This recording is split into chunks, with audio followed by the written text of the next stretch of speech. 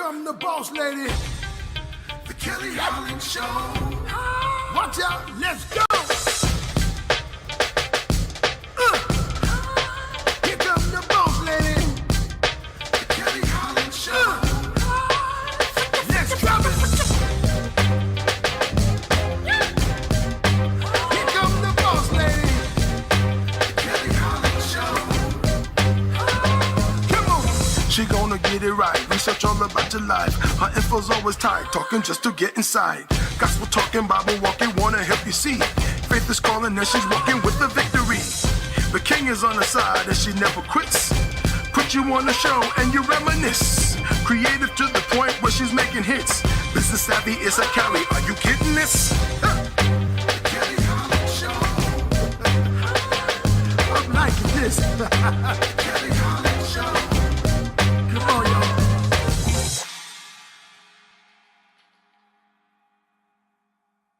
Thank you so much and welcome to the Kelly Holland Show. I have been blessed to be given a newer platform and I would like to share with you today's guest. We have Miss Maritha Bellis. She is the children's author of many bilingual and bicultural books, and she's also podcast host of Mama's 411.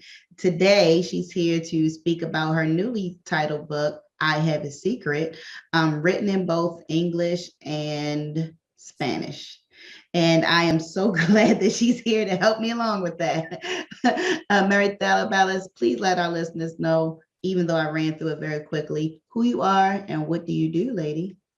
Hi, thank you so much for having me. It's a pleasure to be here. My name is Maritha Bellis. My friends call me Mari, and I am a book author, social media influencer in the parenting area, and I have a podcast. I also do Instagram Lives every Monday, and I'm on a mission to help parents and be support to parents that are raising bilingual, multilingual, and multicultural children. That's beautiful. I find in my culture, we don't really know much of our own history. So we just latch on to whatever government holiday is going on. There you go. It's Memorial Day. All right, no work. Let's barbecue. Like, well, what does that mean? I don't know. Or more or less St. Patrick's Day. I had no idea that it wasn't even about the Irish, that the actual leprechauns were the people that looked like leprechauns. They were just short in stature in Africa, and that was the tribe, and everybody around there was about 4 feet and under, and so that's where the term came from. But I just thought it was an Irish holiday. And so that just speaks of the confusion that is overflowing in, I would say, the Black community. And whatever history we really have has been tainted while living in the US. So there's a lot more research that needs to be done for us to understand. I'm grateful that we just got a new holiday passed by the current president, Juneteenth. That's today. But I think there are a lot of digging that needs to be done on our side. So kudos to you for saying, within my culture, I'm going to write these books. I'm going to write them so anyone can read them of whatever culture. And then you also go into the parenting factors. So tell us more about I Have a Secret. My first 2 books were written for parents. The one in 2014, right around that era, there was a lot of studies being done about the benefits and the advantages of raising bilingual, multilingual children. And all of a sudden, everybody was talking about it. So this book it's called Raising Bilingual Children. It is an ebook that was published in Spanish and English by Simon & Schuster, which I'm very grateful. And then after that, I decided to write a book about culture, and that became a physical book and also an ebook. And I entitled it Arroz con Pollo and Apple Pie, Raising Bicultural Children. And the meaning of the title is, everybody in the Latin world knows what arroz con pollo is, and everybody knows what apple pie is in the United States. And I wanted to show that there is, they can coexist, they can live together, and we could appreciate both cultures and teach our children to do so. And then right after that, I started writing bilingual children's books. And all this happened. I raised two children with two languages, Spanish and English, and three cultures. My husband is Greek American, and I'm from Puerto Rico, born and raised, and my children are American, and we're actually all Americans. So it was important for us to preserve the cultures and to teach our children the cultures we grew up with. And the languages, we picked Spanish and English, but it was really hard. There were no resources around. There were no communities like today. There's a lot of online communities that offer support for the families that are in this journey. And the more I went out and I started talking at, book fairs and book festivals and language conferences and women's conference, the topic would come up. Oh, my son or my daughter, they start going to school and they don't want to speak Spanish anymore at home. So I decided to develop this story about a little boy. It was important to me to come up with a character that children that are Hispanics could identify themselves in the story. My kids didn't have that either. Right. It must be relatable. Mm-hmm. And I wanted him to be a Puerto Rican character. I grew up in Puerto Rico with, people your color, my color, maybe even blonde and blue eyes. So there's a whole mix. And so it was important that for me to reflect that in the book. And I wanted Junito to feel pride for being fluent in Spanish and English, to understand the importance of being able to communicate in the language of his heritage. So that's what the story is about. And of course, that, if your mom or dad tell you something for 1,000 times, you don't listen to until someone else comes and says something to you. Random person. Oh my gosh, men do that too. They just need the manly confirmation. I'm like, didn't we just talk about this? Oh my god. So I made the kind of like heroine in the book is the teacher that is monolingual, but she admires Junie because Junie can communicate in both English and Spanish, and she tells Junie, I wish I was more like you. So that kind of clicked in his little head. And then she just makes it where, it's a classroom thing, and they have a day where they all start speaking in Spanish. Like, she brings up words and stuff. And it's just a cute story. And of course, half a secret is because for a while he had a secret, but then he didn't have a secret anymore because everybody knew. I think, the other thing is, kids, that age, they don't want to be ridiculed. They have a different accent, or they have a last name that can't be pronounced that well, or a first name.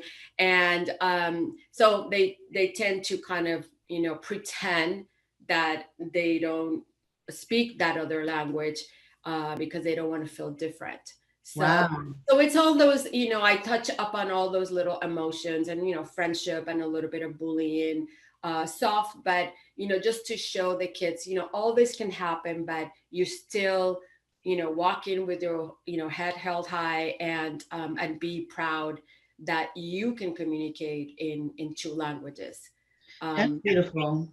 Absolutely beautiful. And then you hit it right on the spot. The bullying doesn't go anywhere. And I don't know if it's worse now or then, or maybe there's more resources for the bullied.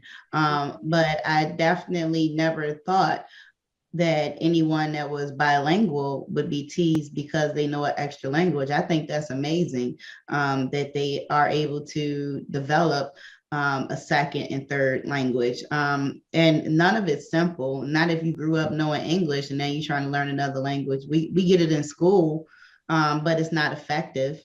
I can tell you the time, I can count in numbers, and I can say hamburguesas. That's not going to get me far in the Spanish community, okay? I don't only know the time because I had a teacher that drilled it in my head. He made a song. He's like, ¿Qué hora es? We're like, es la una. I guess I only know es la una because I can't tell you any other time. And I can count to 20. That's not going to get me far at all. But I never knew that people that had super intelligence, is what I call it, would be demeaned. And so kudos to you for picking up on the emotional side, the mental health side, and also bringing encouragement to the character within your book, throughout other characters within your book. And I think that really plays into the real life that we live. There are resources available, whether it be a nice, friendly teacher, a family member, someone you want to call a friend that is truly being your friend. I think there's a lot of encouragement there, but there's also other resources, like you said, across the internet, that could also provide a safe place and a happy place for people that share commonalities. Absolutely. It's so much easier now. And, when you went to school and when my kids went to school, they didn't have the option of having another language right away, like as part of the curriculum. I mean, I live in California. As far as I know, or I'm concerned, Spanish should be part of the curriculum from the get-go in every single school. And Yes. not only here, I mean, I used to feel this way about California only, but no, it should be all across the United States. I mean, we know too much now. We have the scientific proof that you were born with a multilingual brain, and had you had the opportunity to take that Spanish class from the beginning, you would have, at least have some conversational Spanish in your brain.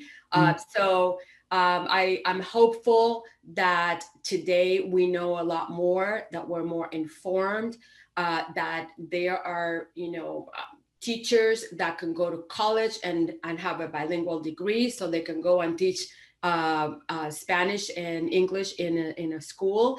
And in my research and over the last 5 years, there is a lot of interest and monolingual parents that are now raising bilingual children because they see the advantage, which comes to my belief that bilingual books are very effective.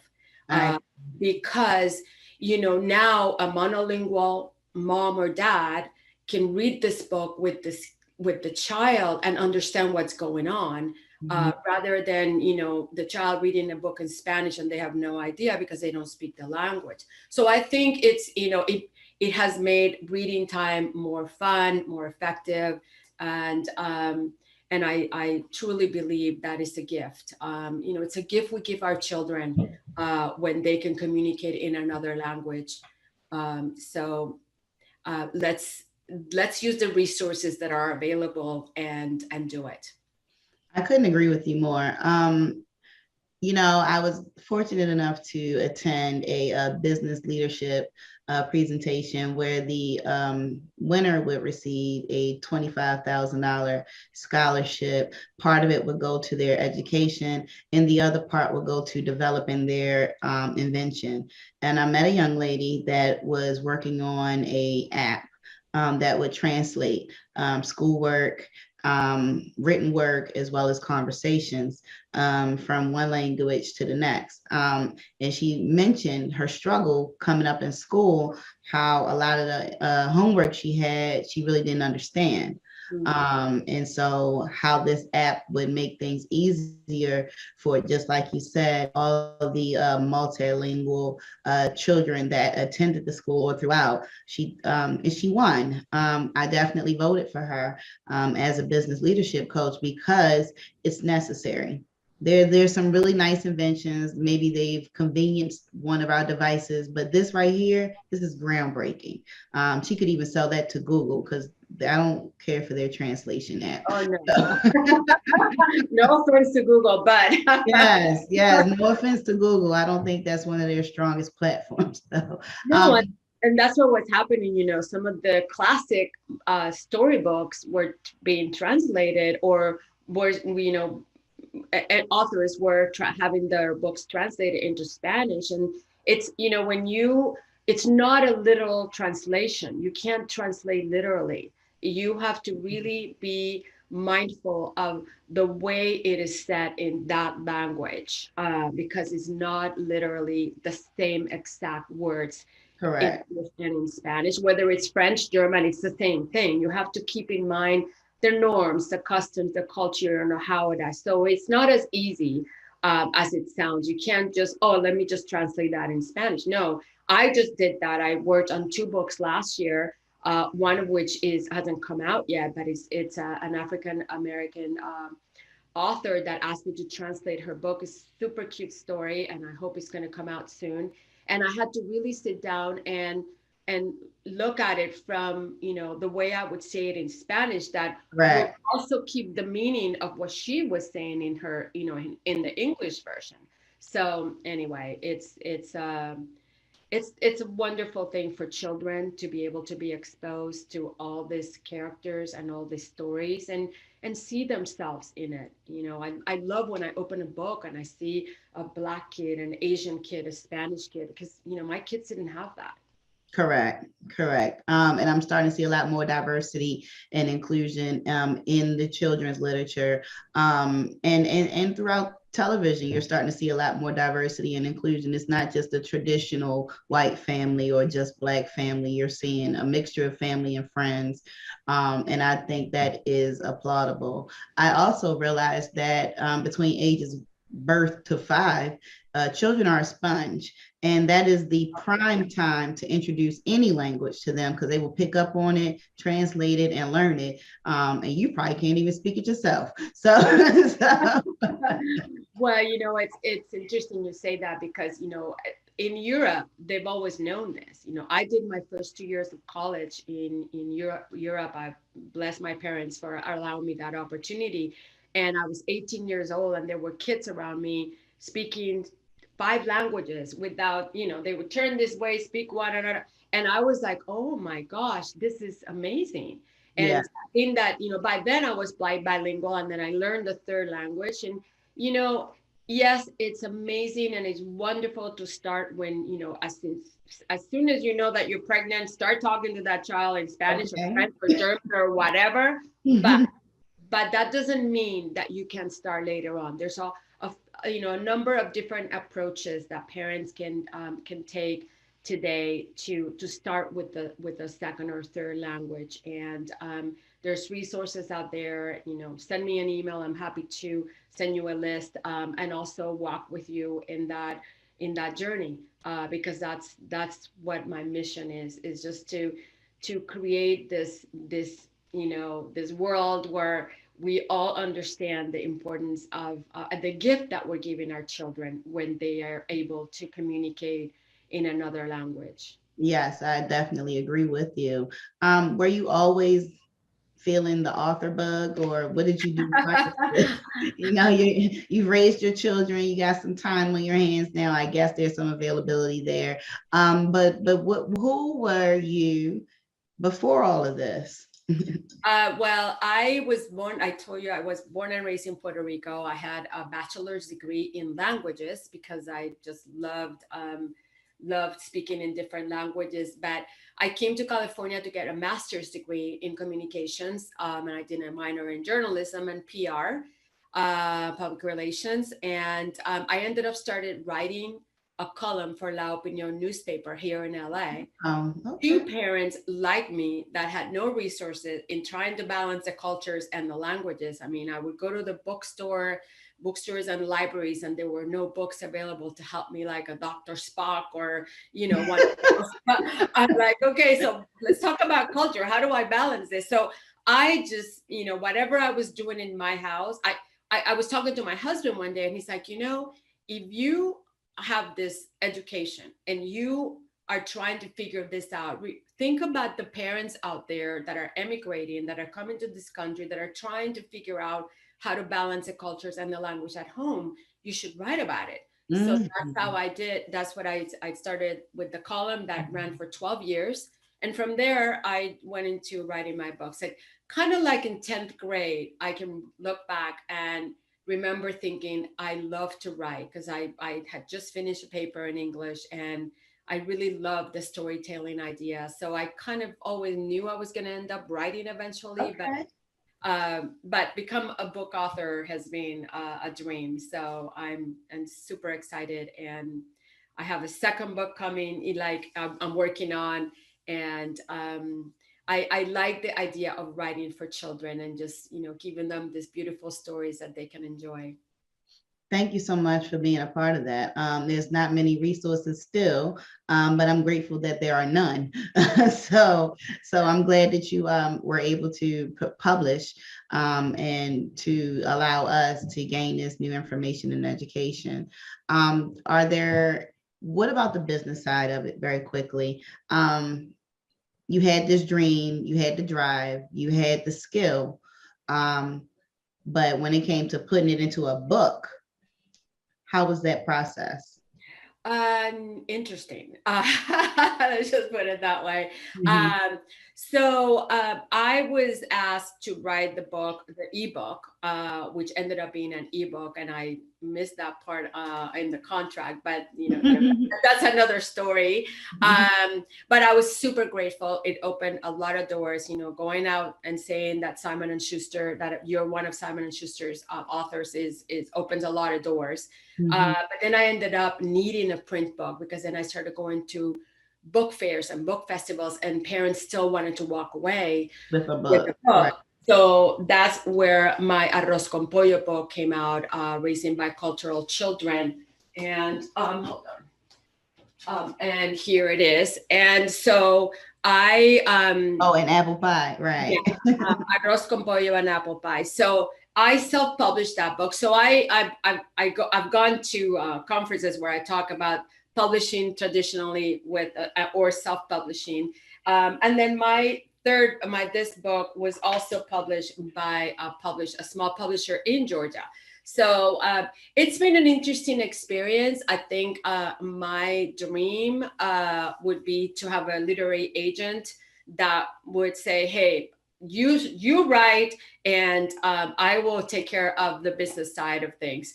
But it hasn't been easy, which means that there's a lot of in the Hispanic Latino world.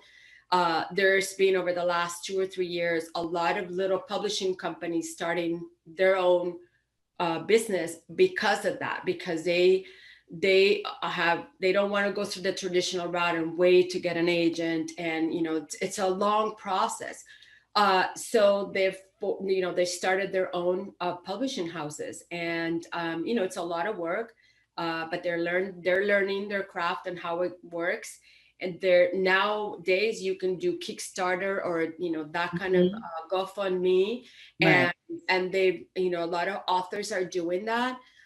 So where there's a will, there's a way. They're a Absolutely. lot younger than me, girl. So I feel like, I talked about it with my husband. He's like, do we really want to start a publishing house? And I just want my energy in my writing. I didn't want to start to, learn the whole process, because if I'm going to do something, I want to do it right. Mm-hmm. So I'm happy that my friends are doing it. I could become one of their authors, which is perfect. So but that's the reality of it. It's like, Okay. still, I mean, some traditional publishers have a department where they publish Spanish books, but we're still growing in that respect. I understand. When you're the first at things, you kind of pave the way for others. And it's definitely difficult being both manager and talent. I can attest to that right with you.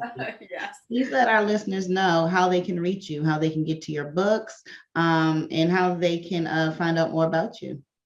I have a website, and it's my full name, Maritere Rodriguez Bellas, BELLAS.com. And on Instagram is one word, Latina Boomer Mom. And Okay. if you go in there, you find me everywhere. So, but I'm also on Twitter, LinkedIn, all the important ones, Facebook, of course. Uh, Mhm. so you can, write me, email me, follow me, whatever, and find my books. And my books are everywhere, Amazon, online, smaller bookstores. I always like to promote the shop small idea. So there are Mhm. some distributors like Cinco Books and Booklandia that also carry my book. It's going to be in Canada pretty soon. Another Latina that is starting an online bookstore in Canada. So I'm super excited about that. All right. Well, we are excited to see more of what's coming out of your tool and banks and anything else you put together. We want to see everything that comes out of there because it's all informational, it's all helpful, and it's a culture builder. So thank you so much for being here again. Watchers and listeners, we are so glad to have had this experience with Miss Maritella Bellis, and hopefully she can come back and visit us again soon. Thank you so much. You are welcome. And thank you again for tuning in. Please join us again next week, same time, same place. This has been the Kelly Holland Show. And never forget to tap back into your unspeakable joy. Have a great day, everybody.